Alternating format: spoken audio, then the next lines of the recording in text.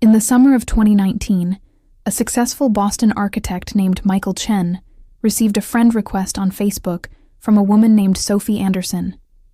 Her profile showed a beautiful blonde woman, a dog lover, and someone who shared his passion for vintage cars. Within days, they were talking for hours. Within weeks, he was in love. Within months, he had lost everything. Sophie told Michael she was a project manager living in London, working on a major construction deal in Malaysia. The photos she sent showed her at luxury hotels, business meetings, and exotic locations. She seemed perfect, too perfect.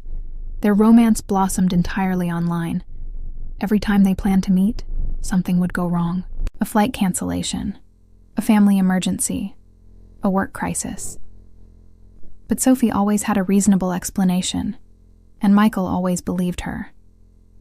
Then came the request for money. First, it was a small loan for a business emergency. $5,000. Michael sent it without hesitation. Then her father got sick. $10,000 more. Then the Malaysian deal hit complications. $20,000. Each time, Sophie promised to pay him back with interest once the deal closed. Over 8 months, Michael sent Sophie $247,000. He emptied his savings, took out loans, and borrowed from friends. He believed he was helping the woman he loved during a difficult time. He believed the Malaysian deal would make them both rich. He believed every word she said.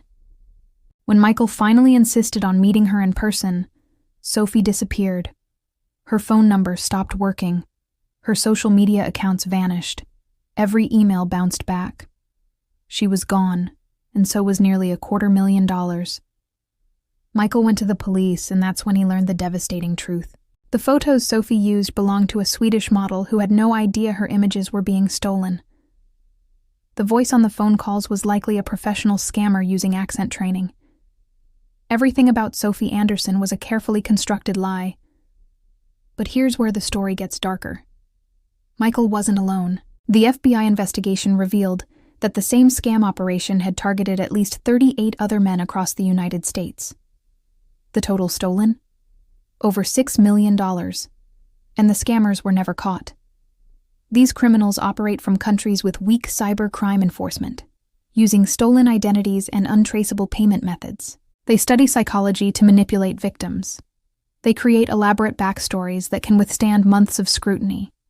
They're patient, professional, and devastating. The most haunting part? Many victims never report these crimes because of shame. Experts estimate that for every reported romance scam, 10 go unreported. The actual number of victims could be in the hundreds of thousands.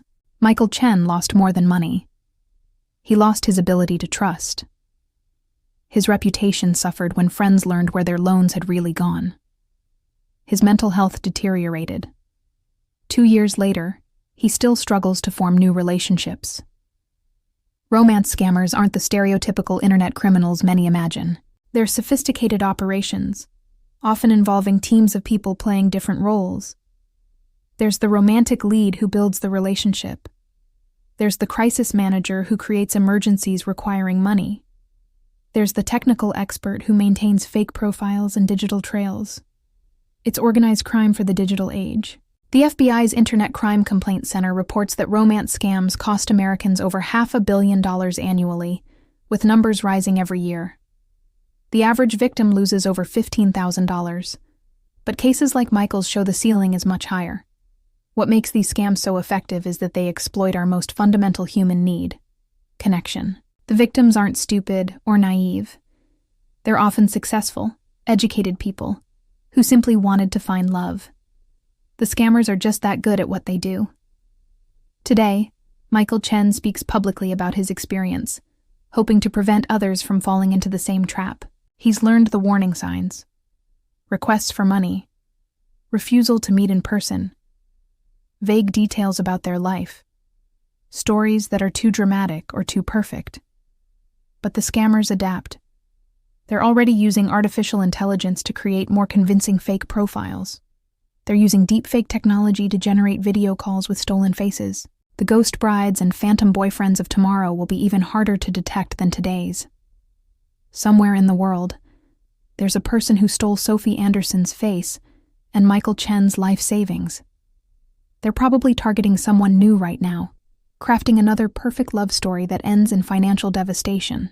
And the next victim has no idea they're about to meet someone who doesn't exist. The ghost bride walks among us, invisible and everywhere at once.